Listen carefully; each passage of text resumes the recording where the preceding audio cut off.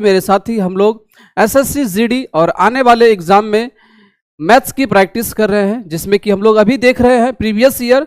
आज का जो क्लास है एसएससी जीडी 21 फरवरी 2024 में जो पेपर हुआ था, इसे हम लोग एनालिसिस करने वाले हैं बिल्कुल बारीकी से। तो एक बार बता देंगे आप सभी कैसे हैं। मुझे उम्मीद है कि स्वस्थ है, मस्त है और बिल्कुल पढ़ाई में व्यस्त है, क्योंकि आने वाला एग्जाम भी है, तो ऐसा हो ही नहीं सकता कि आप बिल्कुल पढ़ाई में व्यस्त नहीं होंगे। तो चलिए आज की क्लास को हम लोग स्टार्ट करते हैं। सभी साथी पेन और पेपर जो है उठा लेंगे। जितने भी प्रश्न आपसे बनते हुए चलेंगे उन सारे प्रश्नों का आंसर आप लोग कमेंट करते हुए चलेंगे, ठीक है। और एक बार बता देंगे ऑल इज ओके है। मैं भी चेक कर लेता हूं, ऑडियो वीडियो इज क्लियर।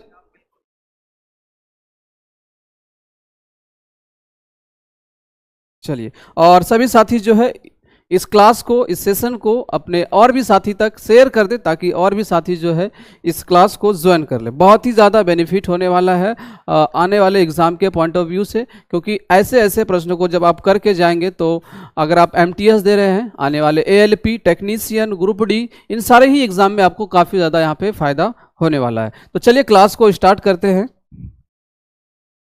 ठीक है। पहला प्रश्न आप सभी के बीच आ चुका है। जो भी मेरे साथी, मेरे भाई से आंसर आएगा, आप लोग क्या करेंगे, कमेंट जो है करते हुए चलेंगे। पहला प्रश्न यहाँ पे है, एक वस्तु का अंकित मूल्य और विक्रय मूल्य क्रमशः 6600 रुपये और 4752 रुपये है। छूट प्रतिशत बताना है। इसको कितने प्रतिशत का डिस्काउंट मिला है ये बताना है, ठीक है। क्या क्या दिया गया है? पहली बात तो यहाँ पे मार्केट प्राइस दिया गया है, ठीक है। एमपी दिया गया है मार्केट प्राइस, जिसे हम लोग हिंदी में कहते हैं अंकित मूल्य। ये कितना दिया गया है? 6600 रुपये। 6600 रुपये दिया गया है। अब विक्रय मूल्य दिया गया है, सेलिंग प्राइस एसपी कितना है? 4752 रुपये। तो आपसे पूछा जा रहा है कि 6600 की वस्तु जो एमपी है वो बेचा जा रहा है 4752 में, तो इस वस्तु पर कितने प्रतिशत का डिस्काउंट मिला है, कितने प्रतिशत की छूट मिला है। तो हम लोग पहले देख लेते हैं कि एक्चुअल में कितने रुपए का छूट मिला है। वस्तु था 6600 का, बेचा गया है 4752 में, तो यहाँ से माइनस कर लेंगे। 10 में से 2 चला गया 8, ठीक है। 9 में से 5 चला गया 4, 15 में से 7 चला गया 8, 5 में से 4 चला गया 1। 1848 रुपये का इस भाई साहब को क्या मिला है? यहाँ पे डिस्काउंट मिला है। लेकिन आपसे पूछा गया है डिस्काउंट प्रतिशत। तो डिस्काउंट प्रतिशत क्या होता है? जो भी डिस्काउंट मिला है किसके ऊपर? मार्केट प्राइस के ऊपर, और प्रतिशत में चेंज करने के लिए क्या करते हैं हम लोग? 100 से मल्टीप्लाई। तो यहाँ से क्या निकल के चला आएगा? कितने प्रतिशत की छूट हुई है। क्या आप सभी का आंसर आ चुका? एक बार आप लोग कमेंट करके बताएंगे, ठीक है। और सभी साथी इस सेशन को शेयर कर देंगे, ताकि और भी जो है मेरे भाई, मेरे साथी सभी लोग इस सेशन को ज्वाइन कर लेंगे, और जो है आंसर करते हुए आप लोग भी चलेंगे, और बहुत ही ज़्यादा यहाँ पे फायदा होने वाला है, ठीक है। चलिए,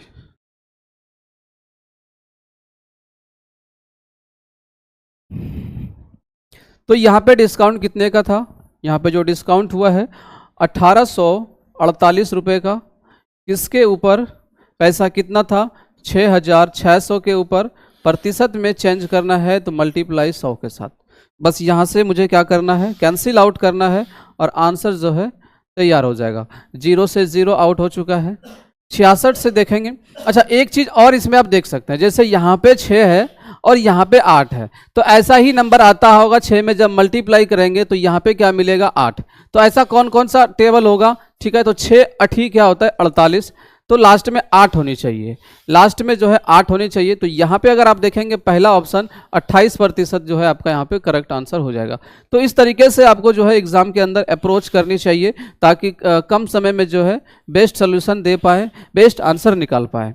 जैसे यहाँ पे क्या था? 6 था, यहाँ पे 8 था, तो 6 8 48, और यानी कि 8 है लास्ट का डिजिट, तो मुझे एक ही ऑप्शन था जो लास्ट में 8 था।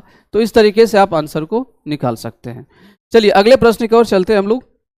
दूसरा प्रश्न है, जॉन ने एक बैंक खाते में $1000 जमा किए जो 5% वार्षिक की साधारण ब्याज दर पर, सिंपल इंटरेस्ट की दर पर 2 वर्षों के बाद उसे कितना ब्याज मिलेगा। आपसे पूछा गया है कि सिंपल इंटरेस्ट क्या होगा।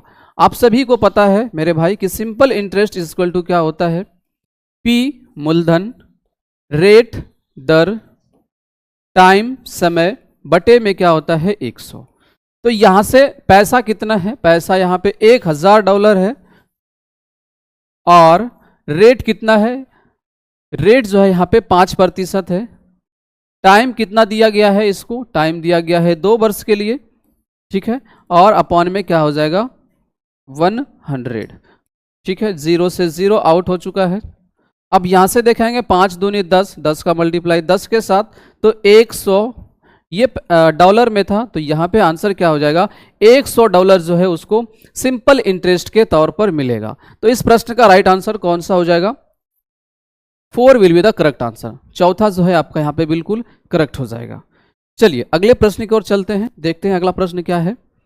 तीसरा है यहाँ पे, एक पुस्तक को उसके अंकित मूल्य के 5/12 पर बेचने पर 50% की हानि होती है। 50% की हानि होती है। पुस्तक के अंकित मूल्य और क्रय मूल्य का अनुपात बताना है। आपसे पूछा गया है पुस्तक के अंकित मूल्य मार्केट प्राइस एमपी अनुपात क्रय मूल्य सीपी, ये बताना है। क्या क्या दिया गया है, यहां पे कहा गया कि जो सेलिंग प्राइस हुआ है एसपी जो हुआ है वो मार्केट प्राइस के एमपी के 5/12 पर हुआ है, 5/12 पर। तो यहां से एसपी की रेशियो कितना हो जाएगा, एसपी की वैल्यू 5 और एमपी की वैल्यू यहां से कितना निकल के चला आएगा, 12 इधर डिवाइड में है, इस साइड आएगा मल्टीपल, तो एमपी की वैल्यू क्या निकल के आया 12। लेकिन इस केस में क्या हुआ है, इस तरीके से जब करता है तो 50% की नुकसान होता है, 50% की हानि होता है। तो आप सभी को पता है कि जब 50% की हानि हुआ है, यानी कि फ्रैक्शन वैल्यू 1/2 हुआ है, फ्रैक्शन वैल्यू 1/2, तो ये क्या है, ये सीपी होता है और यहाँ पे क्या हुआ है, ये लॉस हुआ है, ठीक है। यानी 2 की वस्तु को कितने में बेचा गया, 1 में, 2 की वस्तु को 1 में बेचा गया। तो यहां से आप कह सकते हैं सीपी और एसपी की रेशियो क्या मिलेगा, सीपी 2 रुपए है और एसपी यहां से क्या हो जाएगा 1 रुपए, ठीक है। 50% लॉस हो रहा है, सीपी 2 में से 1 का लॉस हुआ, इसका मतलब कितने में बेचा जा रहा है, 1 में। लेकिन यहां पे एसपी कितना है 5 और यहां पे एसपी कितना है 1, तो ऐसा कैसे हो जाएगा, वस्तु तो एक ही है, तो क्या करना पड़ेगा, सेलिंग प्राइस को बराबर करना पड़ेगा, सेलिंग प्राइस को बराबर करना पड़ेगा। बराबर करने के लिए मुझे यहाँ पे 5 है तो यहाँ पे 1 है, इसमें कितने से गुना करना पड़ेगा, 5 से। जब इसमें 5 से गुना करेंगे तो इसमें भी 5 से गुना हो जाएगा, तो 2 पंचे यहाँ से क्या मिलेगा 10। तो यहाँ पे पूछा गया था आपसे कि एमपी और सीपी की वैल्यू, तो एमपी की वैल्यू तो 12 है ही और सीपी की वैल्यू निकल के कितना आया 10, यही चीजें पूछा जा रहा था 10। तो रेशियो क्या कहता है, रेशियो कहता है बिल्कुल छोटा कर दे, 6 दूनी 12 और 5 दूनी 10, 6:5 जो है मेरे भाई बिल्कुल करेक्ट आंसर हो जाएगा, 6:5। Second will be the right answer. इस प्रश्न को दूसरा तरीका यही था कि आप जो है यहाँ पे आप मार्केट प्राइस को एज्यूम कर सकते थे, मान लेते 12 के मल्टीपल से, क्योंकि नीचे आपका 12 है तो 12 के मल्टीपल से आप मान करके वहां से भी निकाल सकते थे। लेकिन रेशियो मेथड बेस्ट तरीका है, अगर इस रेशियो मेथड से करते हैं तो बिल्कुल आसानी से निकाल पाएंगे। सीपी एमपी एसपी, यही चीज़ों को अगर शॉर्ट्स में एग्जाम के अंदर लिखना होगा तो आप कहेंगे सर सीधा सीधा यहाँ पे सीपी तो मुझे चाहिए ही, लेकिन एमपी दिया गया था, ठीक है, 5/12 यानी कि 12 जो है यहाँ पे एमपी था, ठीक है, और सीपी एसपी कितना था 5 था। लेकिन हुआ क्या था केस, यहाँ पे सर 5% की नुकसान हो गया था, 2 की वस्तु को 1 में बेच दिया गया था, जो 2 की वस्तु थी उसको सर 1 में बेच दिया गया है। लेकिन यहाँ पे एसपी कितना था, एसपी सर यहाँ पे 5 है और यहाँ पे 1 है, मुझे इसको बराबर करने के लिए इसमें सर 5 से जब मल्टीप्लाई कर दिए तो ये वाली वैल्यू ऑटोमेटिक 10 हो गया। 10 क्या निकल के आया है, कॉस्ट प्राइस, तो सीपी की जगह पे 10 हो जाता और एमपी की जगह पे 12, तो यहाँ से भी इस तरीके से कर सकते थे। चलिए अगले प्रश्न की ओर चलते हैं हम लोग। ए में पहले 20% की वृद्धि की जाती है और फिर उसमें 30% की कमी की जाती है। ए का अंतिम मान क्या होगा? ए के प्रारंभिक मान का कितना प्रतिशत है? ए के अंतिम मान ए के प्रारंभिक मान का कितना प्रतिशत है, ये आपसे पूछा जा रहा है। सभी साथी कमेंट करेंगे कि आप सभी का आंसर आ चुका है। बहुत ही प्यारा सा सुंदर सा प्रश्न है। ऐसे प्रश्न आने वाले एग्जाम में बहुत ज़्यादा चांसेस बनते हैं, क्योंकि प्रतिशत से सबसे बेस्ट जो सवाल होती है वो यही होती है। ठीक है, चलिए हम लोग आगे। चलिए, आवाज़ वगैरह जा रही है? चलिए, बिल्कुल ठीक है। ए में पहले 20% की वृद्धि, 20% की फ्रैक्शन वैल्यू समझते हैं। 20% की फ्रैक्शन वैल्यू क्या होता है मेरे भाई? 1/5 होती है। अब यहाँ पे वृद्धि हुई है, यानी जो संख्या पहले 5 थी मेरे भाई, 1 की वृद्धि हो गई है। अब कितना हो गया यहाँ पे? 6। उसी तरीके से फिर उसमें 30% की कमी हो गई। 30% की पहले फ्रैक्शन वैल्यू देख लेते हैं। 30% की फ्रैक्शन वैल्यू 3/10 होता है। ठीक है, 3/10 होता है, यानी जो पहले 10 थी, 3 की यहाँ पे क्या हुई है? कमी हुई है। तब 3 की कमी हो गई है, तो 10 में से 3 गायब हो गया। कितना बचा? 7। अब देखना है यहाँ से कि चेंजेस कितने का हुआ, टोटल चेंज। 5 से 6 हुआ, 10 से 7 हुआ, तो 10 बचे 50, यानी जो पहले संख्या रही होगी ए, वो 50, और अभी जो निकल के आया ये आपका एगो है पहले, और ये आपका आफ्टर है बाद। 6 सत्ते यहाँ से 42। आपसे ये कहा जा रहा है कि ए का अंतिम मान, ए का अंतिम मान क्या है? 42। ए के प्रारंभिक मान का कितना परसेंट है? ए के प्रारंभिक मान का, तो ए की वैल्यू कितना है? पहले में 50 है। इसका कितना परसेंट है? जब का आ गया तो इसको नीचे रख लेंगे और मल्टीप्लाई क्या कर लेंगे? 100।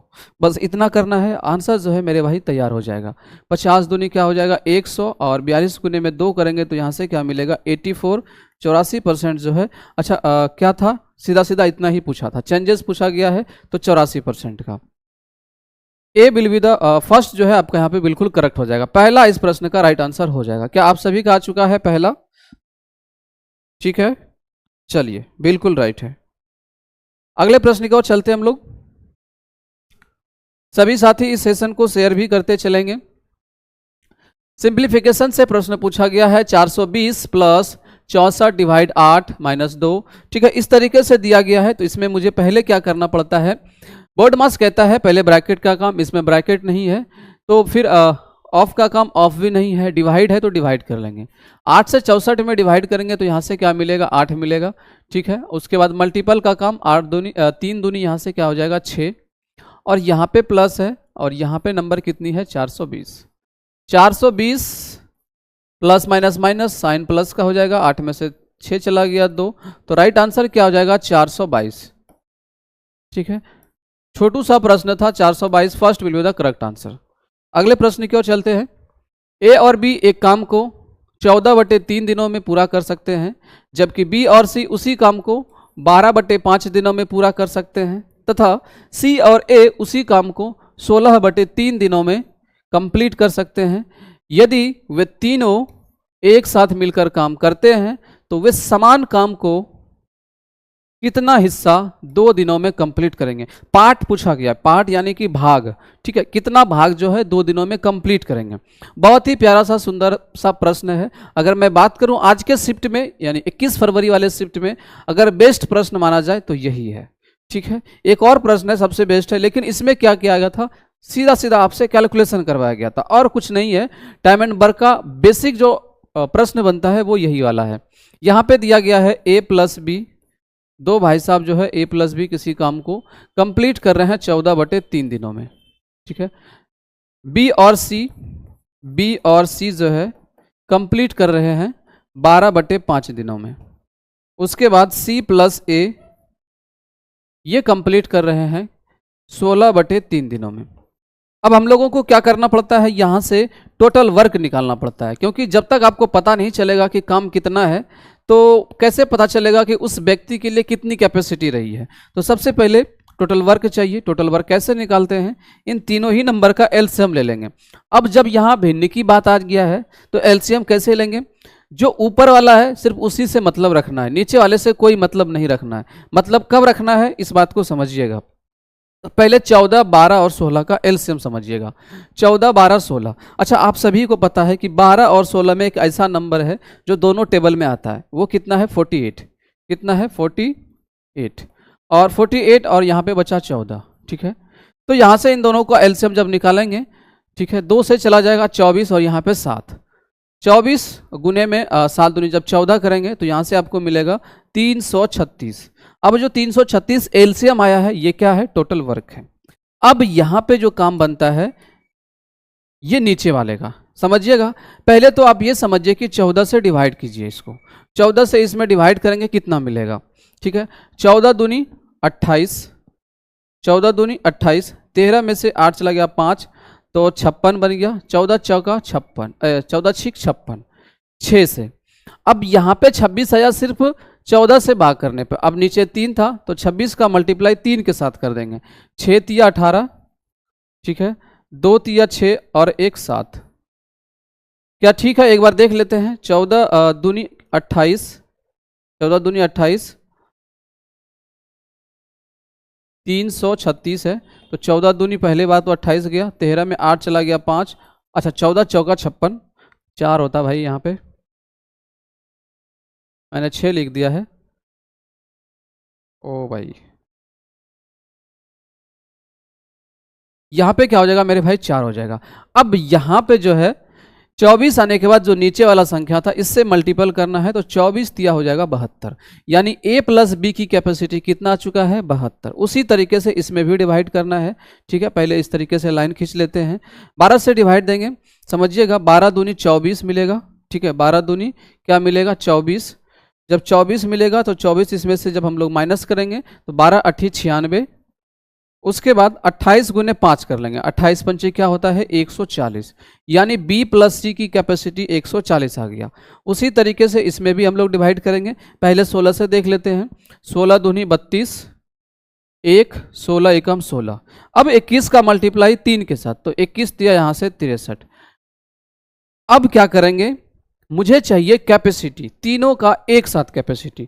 तो इन सारे नंबर को जब जोड़ेंगे तो डबल हो जाएगा, तो 2 कॉमन कर लेते हैं। यहां से मिलेगा a प्लस बी प्लस सी, और यहां से क्या मिलेगा? सभी को एक बार जोड़ कर लेते हैं।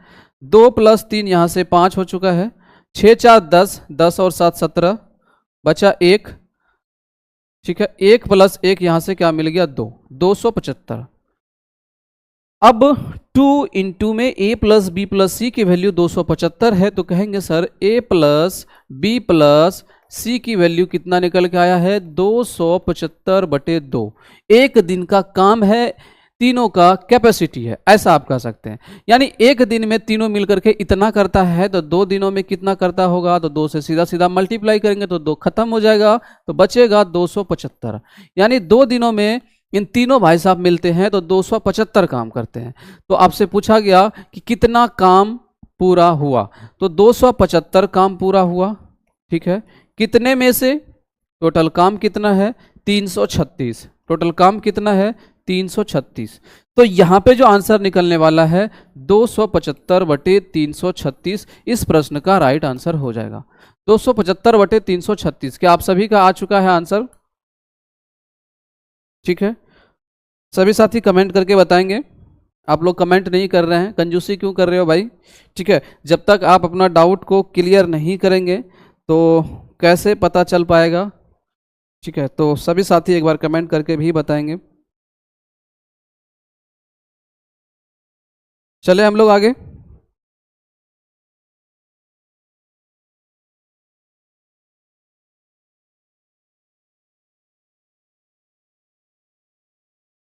बिल्कुल मजे के साथ पढ़ना है। ठीक है, तो यहां पे राइट आंसर क्या हो जाएगा? 4 will be the correct answer. 7वां है सिंप्लीफिकेशन का। सबसे पहले ब्रैकेट का काम, तो 16 दूनी 32, तो यहां से क्या मिला? 200। ठीक है, प्लस 32 चौका 2 चौका 8, 3 चौका 12, 128। और यहां पे कितना है? 4400 माइनस।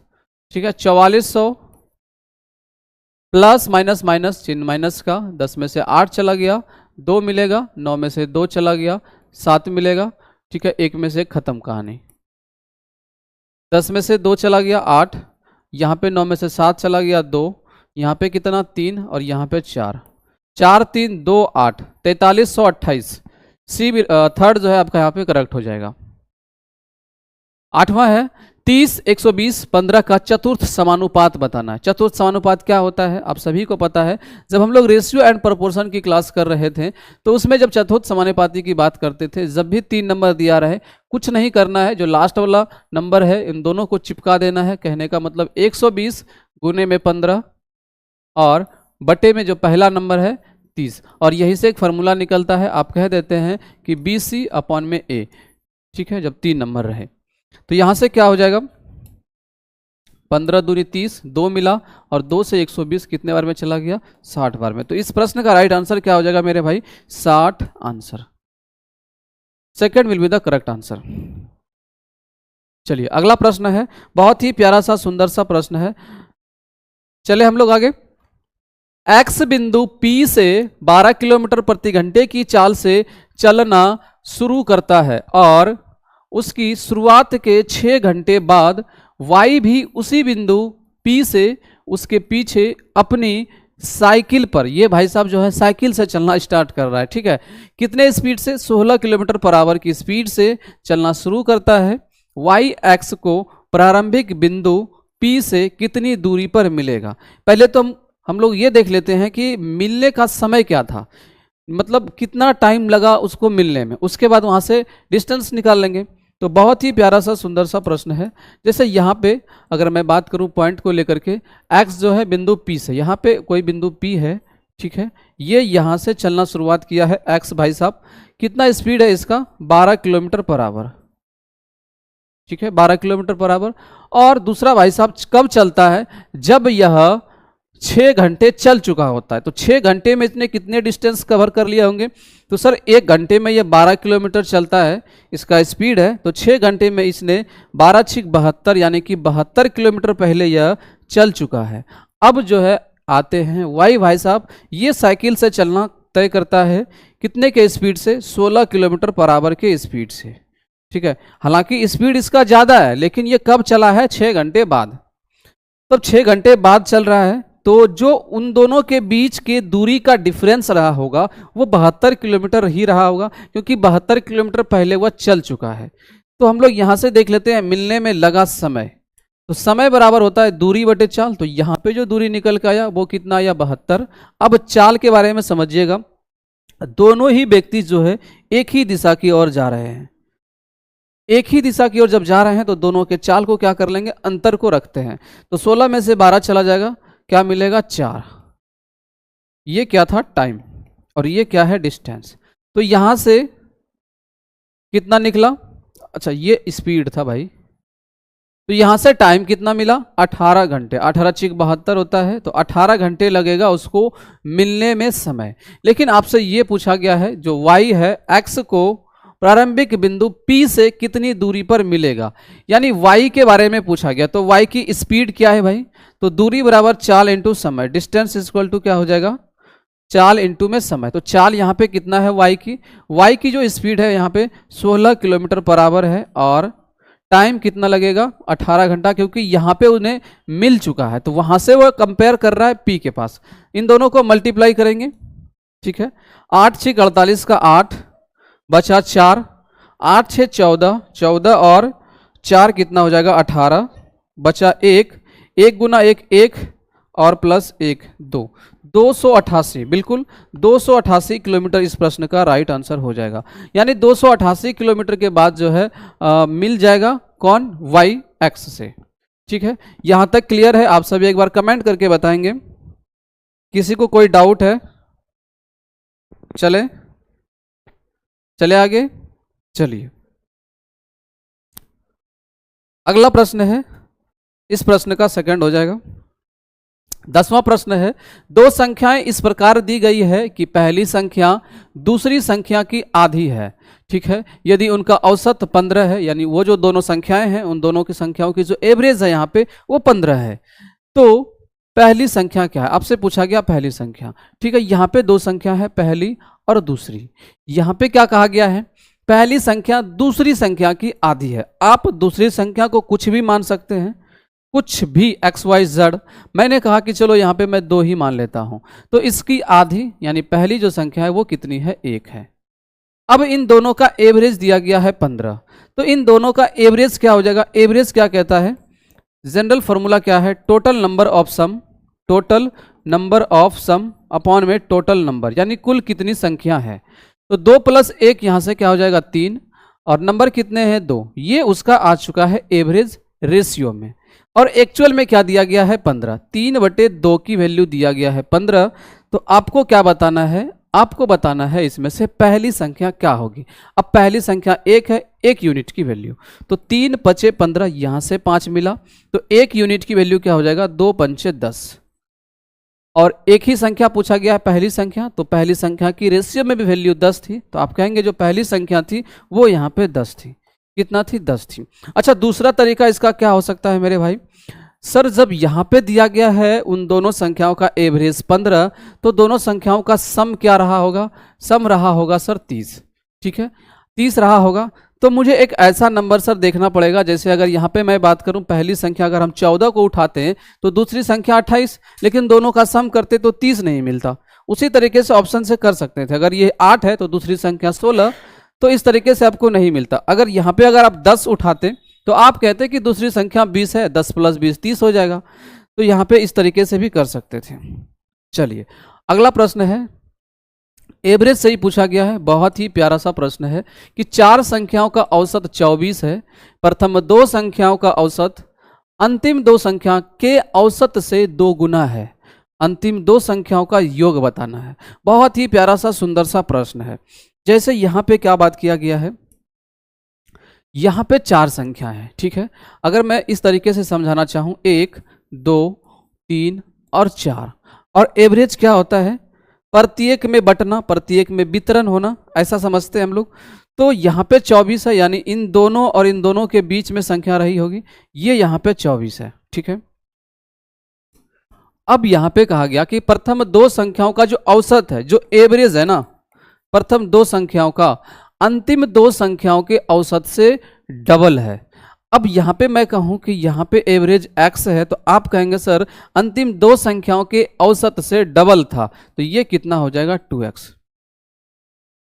ये क्या था, एवरेज। तो सम यहाँ से देख लेंगे, सम क्या हो जाएगा सर, सम जो हो जाएगा यहाँ पे 2 संख्याओं का एवरेज जब 2x है तो इसका सम क्या हो जाएगा 4x। उसी तरीके से 2 संख्याओं का एवरेज जब x है तो इसका सम क्या हो जाएगा 2x। तो यहां से क्या मिला, 4x + 2x क्या हो जाएगा 6x, और 6x की वैल्यू ही दिया गया था कितना, चारों संख्याओं का औसत दिया गया था 24, तो चारों संख्याओं का सम कितना हो जाएगा 24 × 4, 24 × 4। तो यहां से x की वैल्यू क्या हो जाएगा 6 × 4 = 24, और 4 × 4 क्या मिलेगा 16। तो x की वैल्यू क्या निकल के आ गया 16। अब आपसे जो भी पूछा गया है उसका आंसर बिल्कुल आसानी से बता सकते हैं। अंतिम 2 संख्याओं का योग पूछा गया है, अंतिम 2 संख्याओं का योग पूछा गया है, तो ये रहा यहाँ पे अंतिम 2 संख्याओं का सम, 2x की वैल्यू आपसे पूछा गया है, तो आप कहेंगे 16 दूनी 32 इस प्रश्न का राइट आंसर हो जाएगा। क्या आप सभी का 32 आ चुका है, आप सभी कमेंट करके बताएंगे, ठीक है। उसके बाद आगे बढ़ेंगे हम लोग, चलेंगे हम लोग आगे, यहां तक क्लियर है, ठीक है। चलिए अगले प्रश्न की ओर चलते हम लोग।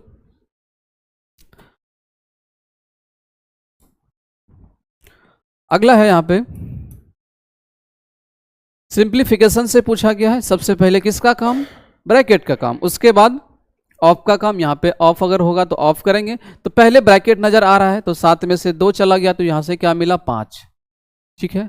5 का डिवाइड जब 45 में करेंगे तो यहां से क्या मिलेगा 9, मल्टीप्लाई 6 × 4 = 24, ठीक है, माइनस इन दोनों को ऐड करना है, तो 2 + 3 यहाँ से 5, 4 + 4 यहाँ से 8। बस यहाँ पे बच्चों वाला चीज़ पूछा जा रहा है आपसे, माइनस पहले क्या करेंगे मल्टीप्लाई, तो 4 9 36 का 6, कैरी रह गया 3, 2 9 18, 18 और 3 यहाँ से क्या हो जाएगा 21।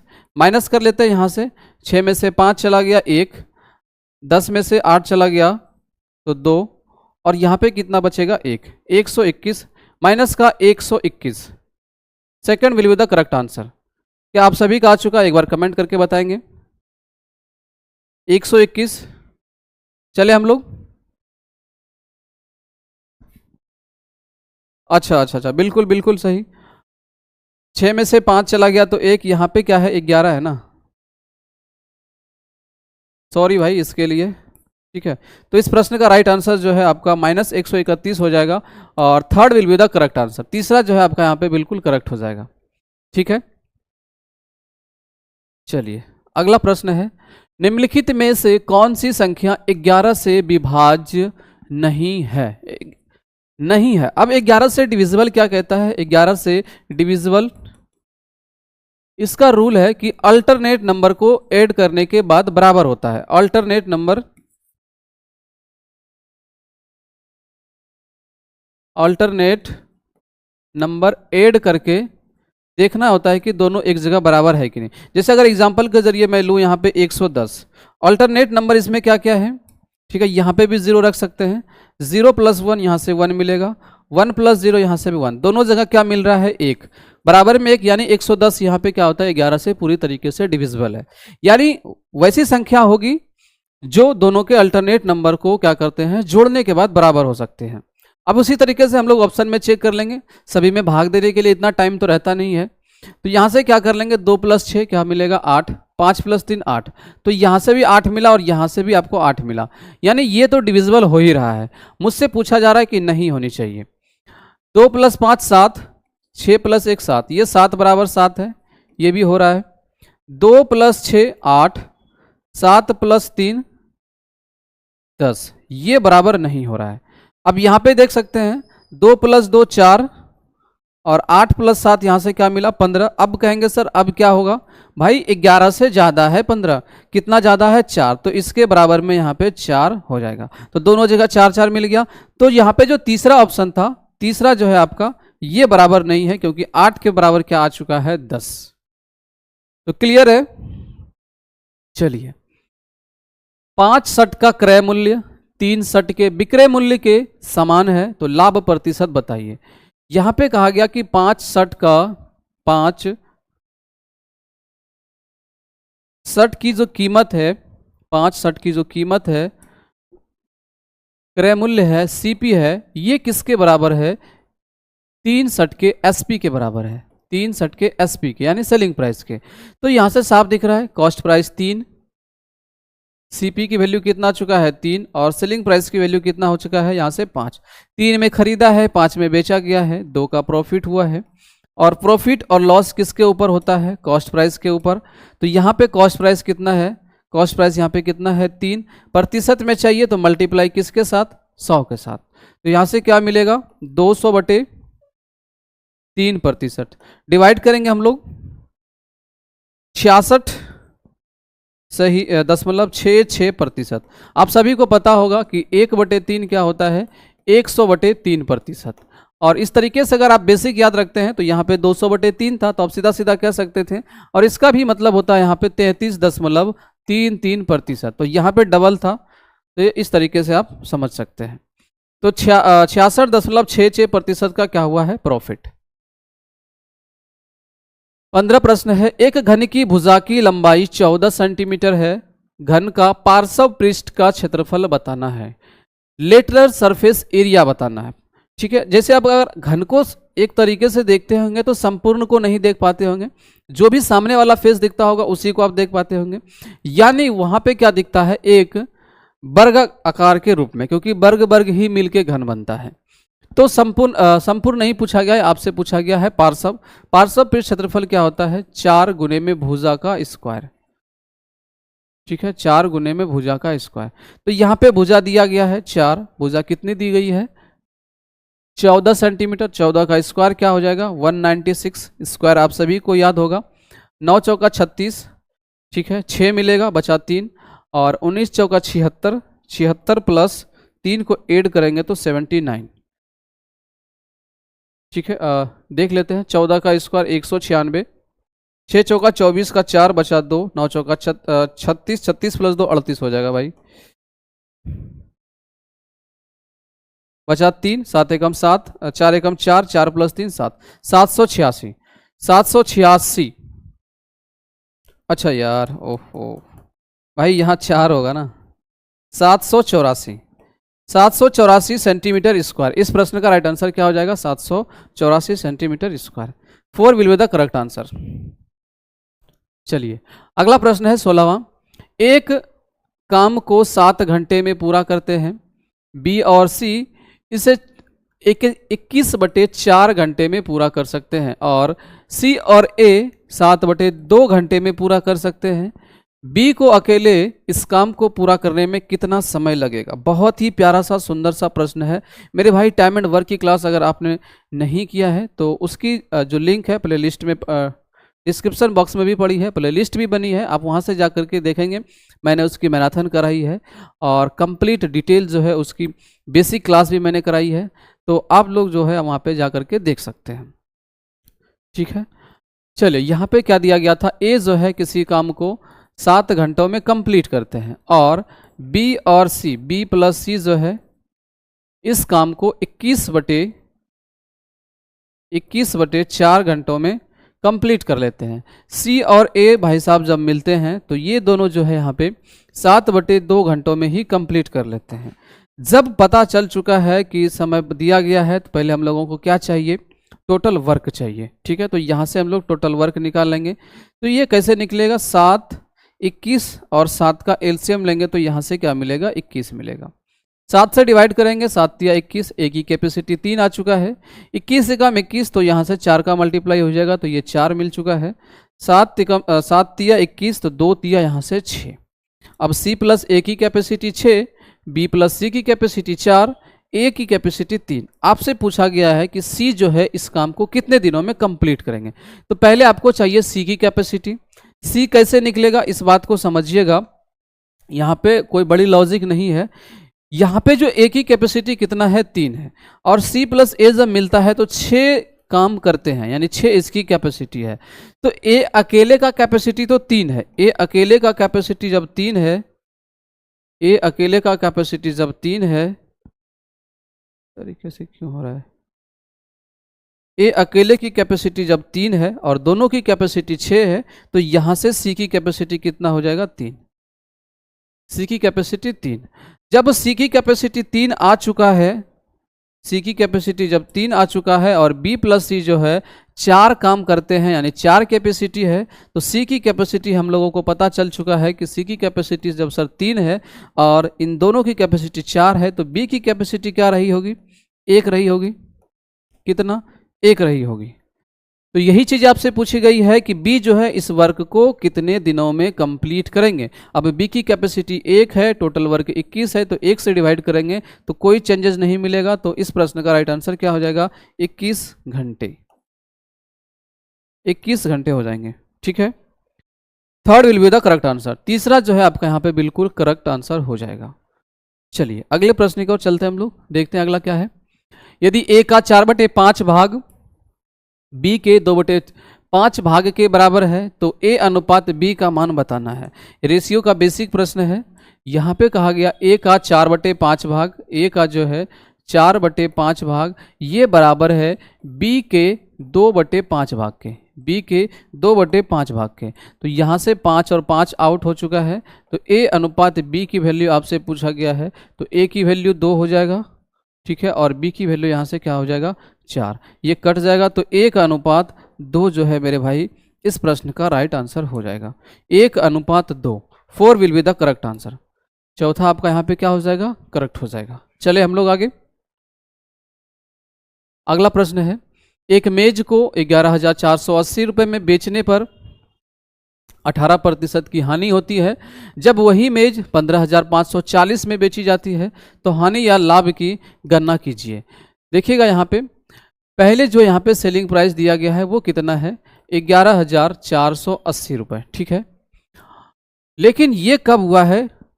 18% की हानि पर, यानी सेलिंग प्राइस कितने पे हुआ है? तो आप कहेंगे सर 100 में से 18 को माइनस करेंगे, यानी 82% पर। ठीक है, 82% की वैल्यू ही आपको दिया गया था, तो आप सीधा सीधा कह सकते हैं 11,480 किसकी वैल्यू है?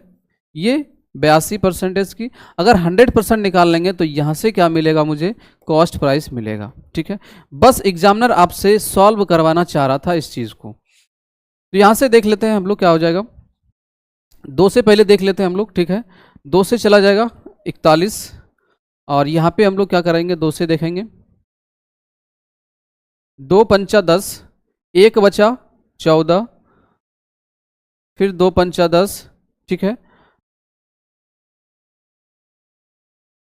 2 पंचा 10, 1 बचा 14, तो 2 सती यहाँ पे 14 हो जाएगा, ठीक है। 2 चौका 8 और 0 का 0, ये 2 से हो चुका है। अब हम लोग क्या करेंगे, सीधा सीधा अगर आप चाहेंगे तो 41 से भी डिवाइड कर सकते हैं, ठीक है।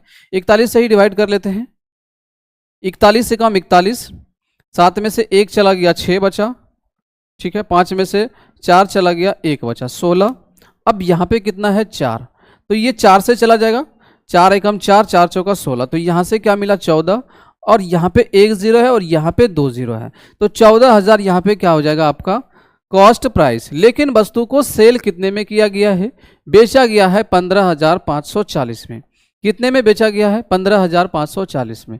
तो यहाँ पे जो नया सेलिंग प्राइस है वो कितना है, 15,540 रुपये, लेकिन कॉस्ट प्राइस कितना है, ओनली 14,000, ठीक है। तो यहाँ से क्या कर लेंगे, माइनस कर लेंगे, तो यहाँ से क्या मिलेगा, प्रॉफिट। कितने का प्रॉफिट हुआ है, 0,451, 1540 रुपये का।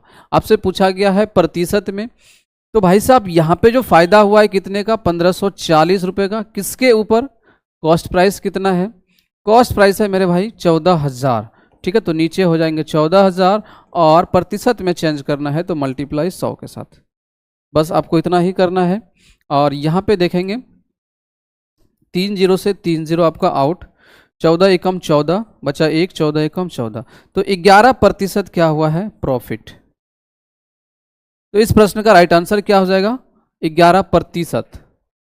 Second will be the correct answer, दूसरा जो है आपका यहाँ पे बिल्कुल करेक्ट हो जाएगा। चलिए अगले प्रश्न की ओर चलते हैं हम लोग। अगला है यहाँ पे 2 वर्ष के लिए 22,000 रुपये पर प्राप्त चक्रवृद्धि ब्याज अर्धवार्षिक रूप से संयोजित, यहाँ पे कितना हो गया है, 10,210 रुपये ब्याज मिलता है, तो वार्षिक ब्याज बताना है। कंपाउंड इंटरेस्ट से पूछा गया है, बहुत ही प्यारा सा सुंदर सा प्रश्न है। ऐसे प्रश्नों को मेरे भाई स्किप तो नहीं करना है, लेकिन इस प्रश्न में आपको सबसे बेस्ट अप्रोच क्या है, बाई ऑप्शन का सहारा लेना है, ठीक है। बाई ऑप्शन, यहां पे जो गणना किया गया है वो अर्धवार्षिक, लेकिन आपसे जो पूछा गया है वो वार्षिक ब्याज दर, यानी ऑप्शन में जो दिया गया है रेट, ये आपका क्या है, एनुअल है, ठीक है, वार्षिक है। लेकिन मुझे गणना किस पे करना है, अर्धवार्षिक पर। अगर हम लोग 40% पहला रेट को उठाते हैं तो इसका आधा कितना हो जाएगा, 20%। 20% हो जाएगा। अगर हम लोग यहाँ पे 22,000 का 20% निकालते हैं तो 4,400 इस तरीके से मिलेगा। लेकिन अगर हम लोग फिर अगले फेज में चलेंगे तो इस तरीके से पैसा ज़्यादा हो जाएगा, लेकिन मुझे कितना ही चाहिए, 10,210 रुपये चाहिए। तो 40% तो होने नहीं वाला, ये ज़्यादा हो जाएगा। उसी तरीके से 25 भी ज़्यादा हो जाएगा। अब हम लोग 20% को उठाते हैं।